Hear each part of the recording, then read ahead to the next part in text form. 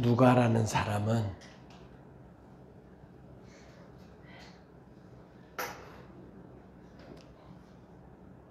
성경을 쓰는 일에 부름을 받고 그가 누가복음과 사도행전을 기록합니다. 누가는 헬라인입니다. 그러니까 이방인이죠. 그러니까 하나님의 그 움직임과 역사를 이방인의 시각으로 하나님의 이야기를 써내려간 사람이죠. 바울의 동역자였고 바울과 함께 일했던 사람이었고, 그리고 우리가 알고 있듯이 누가는 의학 공부를 한 의사였어요. 그러니까 당시 상황에서 의사라고 하면 상당히 인텔리한 사람들이죠. 상당한 교육 수준이 있고, 그리고 또 누가는 그 고대 사회가 대부분 그랬던 것처럼 한 가지를 잘하면 여러 가지 재능이 있는 이런 사람들로서 누가는 상당한 수준의 저술가였어요. 그래서 누가복음에 보면 누가는 많은 자료들을 참고하고, 그리고 처음부터 목격자 되어진 사람들, 예수님의 제자들, 그리고 또 다른 목격자들의 정언을 많이 듣고 참고하고, 그리고 바울과 이야기를 많이 나누고 바울을 통해 많은 가르침을 받고, 그리고 구약 성경에 정통하고, 그렇게 해서 누가복음과 사도행전을 이방인의 시각으로 기록해낸 높은 저술가였어요. 사도 바울과 함께 사도 바울의 주치이기도 하고, 사도 바울 옆에서 사도 바울과 함께 동역했던 사람이었습니다. 그리고 많은 사람들이 바울과의 사역이 힘겹고 어려워서 지치고 떠나기도 했지만, 그러나 누가만은 끝까지 바울과 같이 있었던 사람이었어요.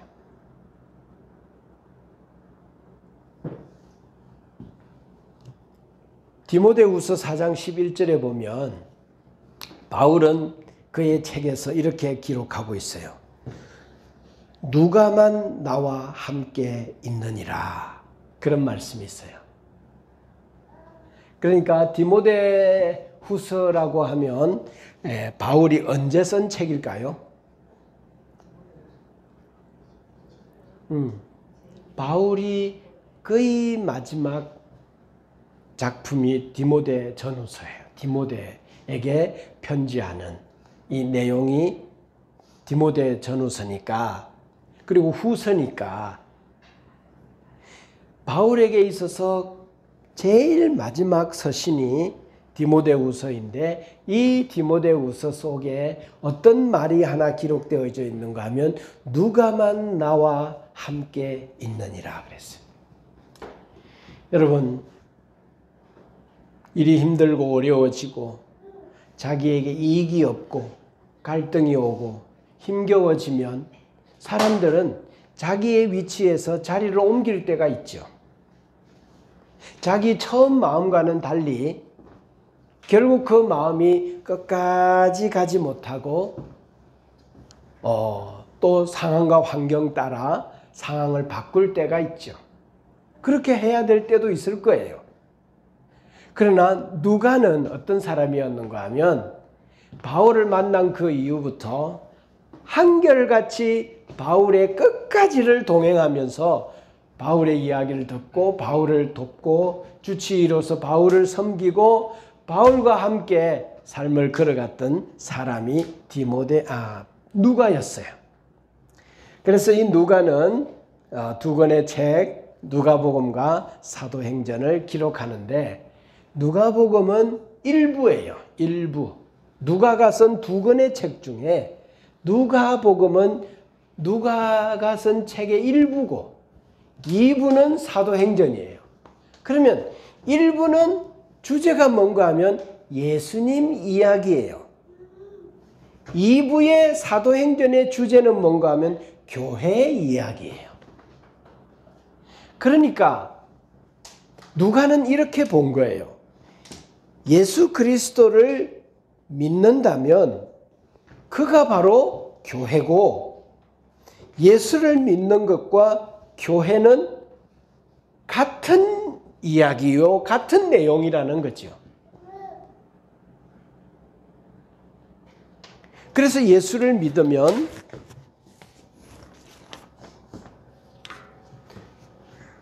교회를 이룰 수밖에 없고 교회에 참여하고 교회를 통해서 예수 그리스도의 몸을 경험하고 그 몸된 예수 그리스도의 교회를 통해서 세상에 예수 그리스도가 이 땅에 오셔서 하셨던 그 일을 연장선상에서 해나가는 이 지상의 하늘나라의 기구로서는 교회가 유일하다. 교회. 자, 우리 이 시간 누가복음 19장 10절 말씀과 사도행전 1장 8절 말씀을 한번 봅시다. 자, 그래서 1부는 예수님 이야기인데 누가가 쓴 누가복음에서 가장 중심 구절이 누가복음 19장 10절이에요.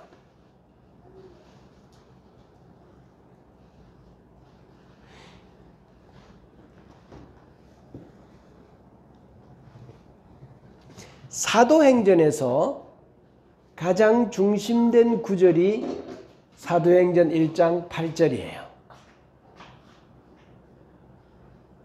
이 두 말씀은 비교해보면 같은 이야기를 하고 있어요.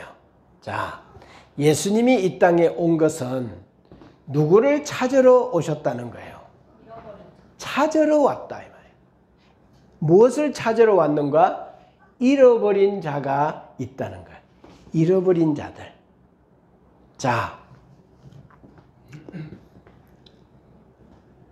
사도행전에서는 이 잃어버린 자들을 또 다른 표현으로 뭐라고 표현하고 있죠? 예루살렘과 온 유대와 사마리아와 저 이방 땅 끝까지 라는 말로 표현할 수 있어요. 그러니까 하나님께는 이 세상에 하나님이 자기의 형상으로 만든 많은 사람들이 하나님의 길을 떠나 자기의 길을 가고 있는 세상 나라에 속한 하나님의 자기 백성들이 있었다는 거예요. 그들을 잃어버렸다는 거예요. 잃었다는 거예요.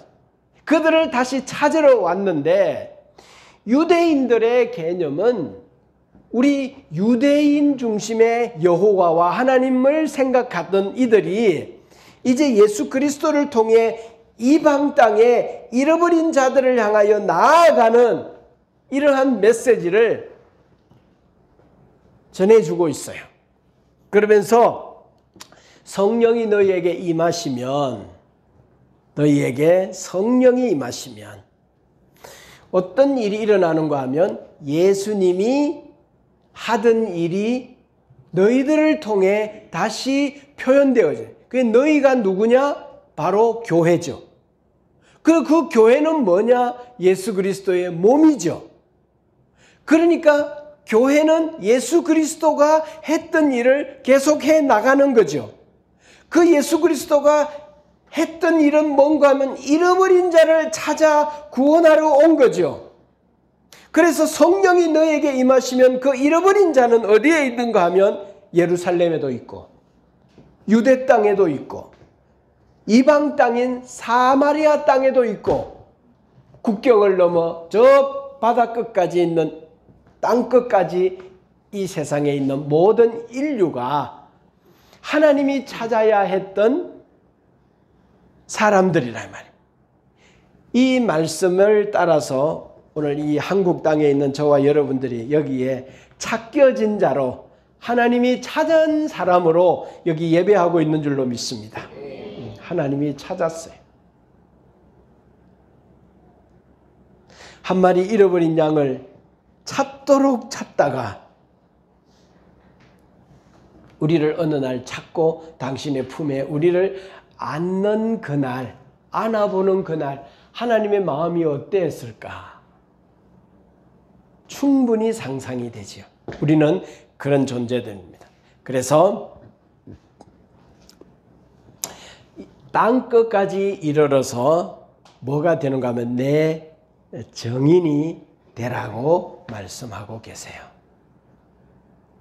자, 그래서 누가는 세계를 어떻게 보았는가? 누가의 세계관. 자, 누가는 이 세상에 존재하는 모든 인간을 하나님의 형상으로 보았어요. 그리고 하나님이 창조한 하나님의 사람들로 보고 그 인류애가 누가의 마음속에 있었어요. 이 의사니까 이런 마음이 누가의 마음속에 있은 거예요. 인간을 사랑하는. 그래서 유대인을 넘어 이방인에게로,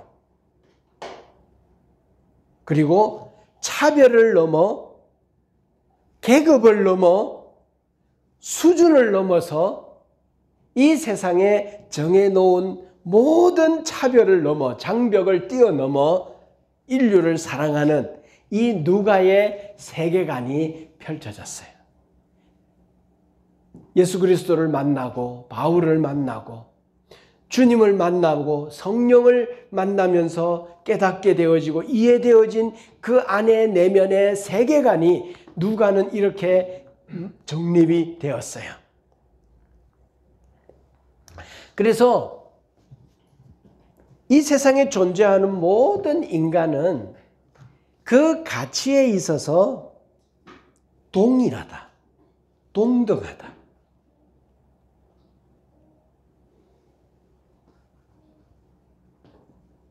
그 당시에는 사회가 노예가 많았어요. 그 노예를 부리는 주인이 있었죠. 그러면 그들은 기득권층이죠. 노예들은 그 사회에서 소외계층이고 그들은 그렇게 삶을 살아가는 사람들인데 세상은 그를 어떻게 평가했냐면 저들은 노예고, 그래서 계급을 딱 정해서 장벽을 쫙 쳐버렸어요. 근데 누가는 노예나 주인이나 똑같은 하나님 안에서 한 인격적 인간으로 이해했다 이 말이죠. 이런 이해가 1세기에 성경이 기록되어졌던 이 시대인데 이 성경이라는 책이 그 시대에 얼마나 영향력이 있었겠느냐, 파급력이 있었겠느냐. 사람들의 생각을 지축을 흔드는 이러한 메시지로 사람들에게 다가갔어요. 아니 어떻게 노예와 하인과 대감님이 왕이 똑같은 한 인격적인 인간인가? 라고 하는 것은 그 시대가 받아들이기는 어려운 이러한 혁명적인 책이 바로 성경이었어요.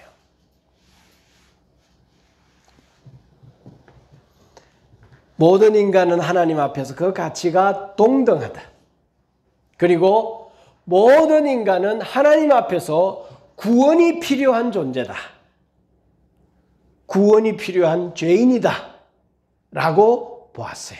그래서 남자든 여자든 부자든 가난하든 소외된 자든 병든 자이든 이방인이든 하층민이든 노예든 평민이든 그 시대의 약자이든 모든 인간을 하나님의 마음으로 사랑했던 사람이 누가였어요. 자, 이런 세계관은 요즘은 이게 충분히 이해가 되는 시대이고 또 이래야지 하는 것이지만 1세기의 생각으로 세상과 인간을 이해하고 하는 이런 세계관은 가히 혁명적인 일이었어요. 그래서 누가는 이 잃어버린 자들, 예루살렘과 온 유대와 사마리아와 땅끝까지 있는 여성이든 가난한 사람이든 소외된 사람이든 이방인이든 노예든 하청민이든 평민이든 약자든 소외된 모든 사람들이 잃어버린 자로 보고 그들을 구원하기 위하여 교회가 나서서 복음을 전하는 이 이야기를 누가가 기록하고 있어요. 구약은 이렇게 말하고 있죠. 하나님이 계신 성막에 와서 하나님을 예배하라고 말하고 있고요. 신약은 가서 모여서 예배하라고 말하고 있어요. 구약은 와서 여기서 모여 예배하라고 말하지만 신약은 가서 모여서 예배하라고 말씀하고 있죠. 그래서 신약은 가는 거지. 어디까지? 땅끝까지 가서 복음을 전하라고 말하고 있습니다. 그래서 누가는 사도행전에서 복음이 이방 땅끝까지 전해지는 바울의 이야기, 교회 이야기를 핵심에 두고 기록하고 있어요. 그리고 누가는 교회가 왜 존재하는지에 대하여서도 분명하게 밝히고 있죠. 밖으로는 선교해야 되지만 안으로는 교제해야 된다라고 세상에서 흉내낼 수 없는 그러한 교제가 교회 안에서 일어나야 된다라고 성령이 임한 사도행전의 교회 공동체의 원형에 대하여서 교회를 읽어 나아가는 많은 후배와 후손들에게 교회에 대한 모습을 전해주고 있어요. 그리고 교회는 위를 향하여 존재하죠. 하나님을 예배하는 공동체, 하나님을 만나고 하나님을 바라보는 공동체. 그래서 위를 향하여, 안을 향하여, 밖을 향하여 라고 하는 이 세 가지 모토를 가지고, 세계관을 가지고 그의 서신을 기록해내고 있는 것입니다. 그리고 교회를 이끄는 주인은 성령님이시다. 성령님이 우리와 여러분들의 마음속에 감동하시고 위로하시고 말씀이 전해질 때 책망하시고 새롭게 하시고 격려하시고 위로하셔서 우리를 이끌어 나아가시고 우리가 때때로 길을 잃고 방황하며 어디로 가야 할지 몰라 할 때에 그분이 우리의 방향을 잡아주시고 그렇게 가게 하시고 무너졌을 때 이렇게 세우시고 성령님이 우리를 인도하고 계신다라고 말하고 있어요. 자, 그래서 누가는 구약 시대와 신약 시대를 여는 그 중간에 서서 복음의 이야기를 새로운 패러다임으로 세상 앞에 소개하고 있어요. 유대인 중심에서 이방인 세계로 이 하나님의 나라가 확장되어지는 이야기를 바울의 1차, 2차, 3차 전도 여행을 통해서 하나님의 나라가 어떻게 패러다임으로 바뀌고 모든 인류에게로 교회가 가야 하는지에 대하여서 메시지를 던져주고 있는 사람이죠. 그러니까 누가는 상당히 개혁적인 사람이에요.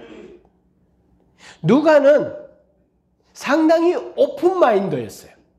그리고 그는 지나온 시대를 가슴에 담고 새로운 미래를 향하여 어떻게 나아가야 되는지에 대하여서 그는 이방인 헬라의 사람으로 탁월하고 지성인으로서 깊이 고민하고 그리고 새로운 미래를 여는 것에 대하여서 세상에 소개하는 이러한 역할을 성령께서 감동하셔서 감당한 사람이 누가죠. 그래서 누가복음 5장 37절 38절에 자기의 책에 이런 말을 써놓죠. 유명한 말이죠. 새술은 새 부대에 담아야 한다.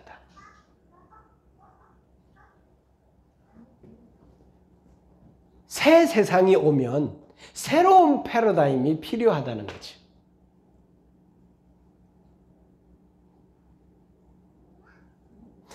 교회가 새로운 시대를 끌어안고 요즘은 다음 세대들이 우리 어른들 세대에서 이렇게 보면 야, 얘네들은 새로운 종족이다.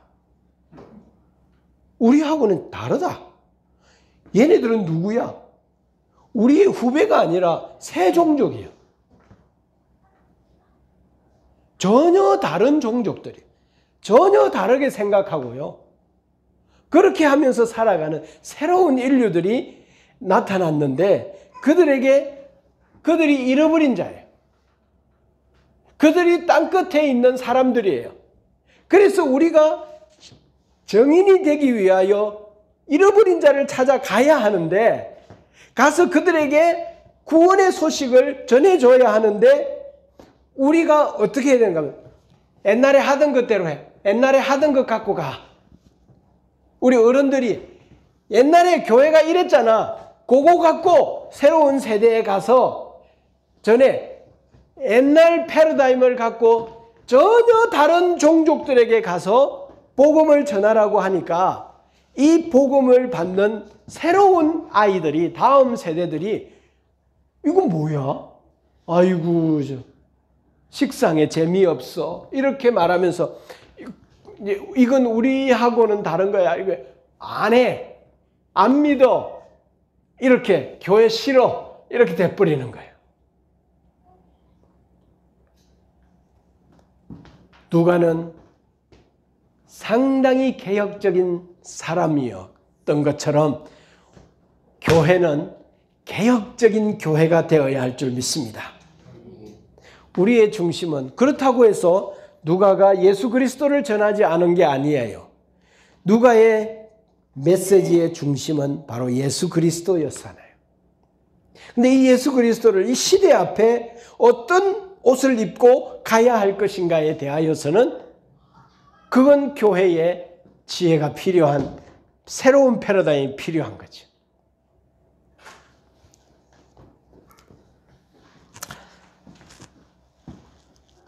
그래서 지금 가도기적 이 상황에서 교회는 점점 60대, 70대 이렇게 노인들이 이렇게 구조를 이루고 있고 젊은 세대들은 보면 이렇게 이거 준다.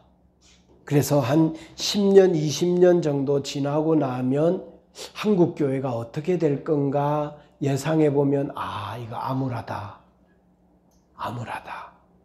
왜? 교회를 아직도 결정하고 이끄는 주류가 누군가하면 전 세대의 사람들이 아직도 주류를 이끌고 있고 결정하고 있기 때문에 새로운 패러다임이 들어오면 이거 이단 아니야? 이래도 돼? 교회가 이래도 돼? 이건 교회의 모습이 아니야. 우리가 전에 알고 있었던 교회는 이래야 돼. 그리고 오늘 이 시대에 새로운 종족과 새로운 세대들에게 너희들도 이렇게 해야 돼 라고 말하면 그 세대 젊은 친구들이 다음 그 이야기를 받아들이겠냐 이 말이에요.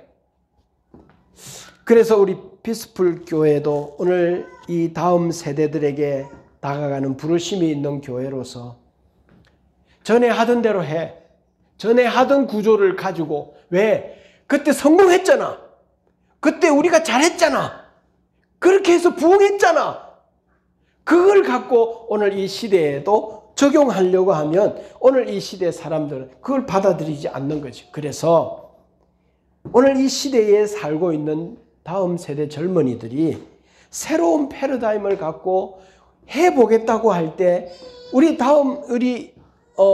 기성세대들은 그들을 적극 지원해 줘야 돼요. 그렇게 해봐라. 해봐라. 새로운 세대 패러다임으로 세상을 변화시켜라. 잃어버린 자를 찾아라. 정인이 되어라. 라고 격려해주고 밀어줘야 될 줄로 믿습니다. 새로운 세상, 새 가치의 시대가 열렸기 때문에 새로운 시대를 담을 수 있기 위해서는 새로운 도전이 필요한 거예요. 새 그릇이 필요한 거지. 그래야 우리가 담을 수 있어요. 이게 누가의 세계관이었어요. 그래서 누가는 자기의 리더인 바울을 이렇게 소개하는 일에 자기의 서신 전체를 할애하죠.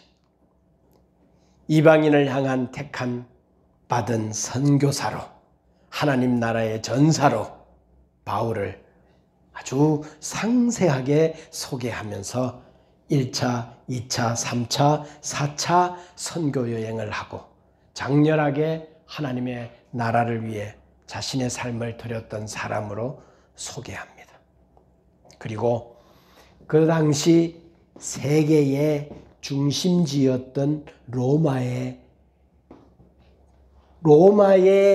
중심인 황제의 집안에 예수 그리스도 앞에 나온 사람들이 있음을 알리고 복음이 전해졌다는 기록을 하죠. 자, 마지막 이야기. 사도행전 28장 30절 31절 읽어봅시다. 자, 시작. 바울이 마태복음 28장 30절 31절은 뭔가 하면 사도행전의 마지막이에요. 마지막 부분이에요. 누가가 2권의 책을 쓰면서 제일 마지막에 이 말을 30절 31절로 끝을 맺고 있어요. 느낌을 한번 생각해 봐요. 자, 한번 읽어봐요. 시작. 바울이 온 이태를 자기 셋집에 머물면서 자기에게 오는 사람을 다 영접하고 하나님의 나라를 전파하며 주 예수 그리스도에 관한 모든 것을 담대하게 거침없이 가르치더라. 그리고 사도행전이 끝이 나요. 자, 느낌 한번 이야기해 봐요.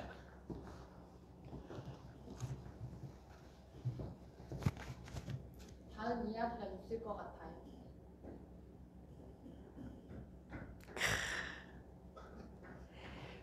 여러분, 바울이 쓴 바울 서신의 모든 책을 보면 제일 마지막에 뭐 하고 있는가 하면 마무리를 짓고 있어요.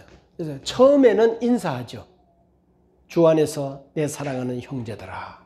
그러면서 마지막에는 주 예수 그리스도의 은혜가 너희에게 있을지어다.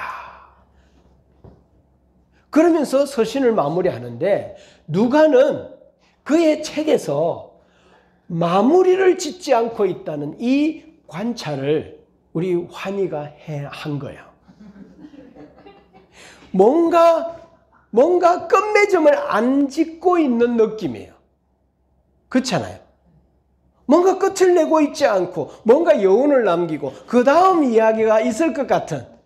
그래서 저거 2탄 또 나온다. 저거 반지의 제왕 2탄 또 나오겠다. 아니면은 뭐 또 나오겠다라고 하는 뉘앙스를 남기고 그의 서신 마무리를 지어요. 무슨 이야기인가 하면 교회에 대한 이야기는 사도행전 28장 30절부터 31절로 끝이 나는 게 아니라 이제 모든 이방에 세워지는 교회 이야기는 사도행전 29장을 기록되어지고 있다는 사실입니다. 할렐루야. 아멘.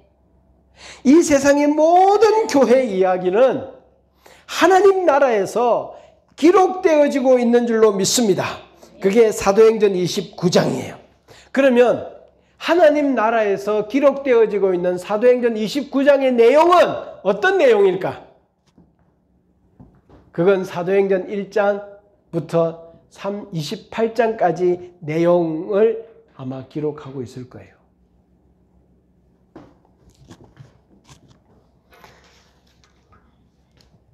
교회가 기도하고 성령 받고 변화되어지는 공동체의 모습, 자기 소유를 모든 교회 공동체에 드리는 모습, 그리고 그러다가 그 가운데서 아나니아와 삽비라와 같이 욕심을 내는 이런 모습, 그래서 복을 받지 못하는 모습,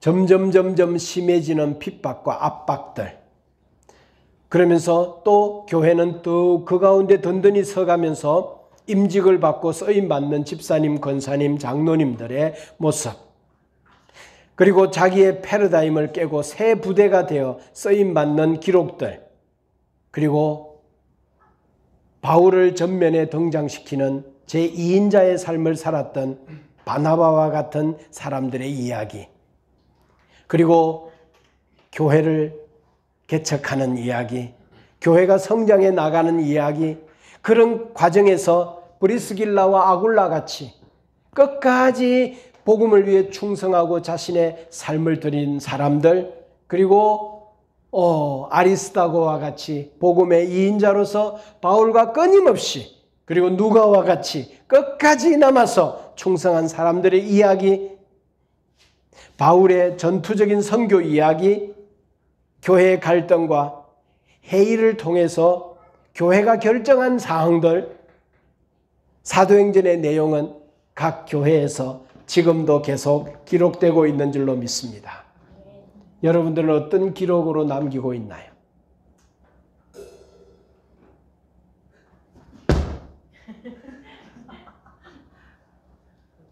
여러분들은 어떤 기록을 남기고 있나요?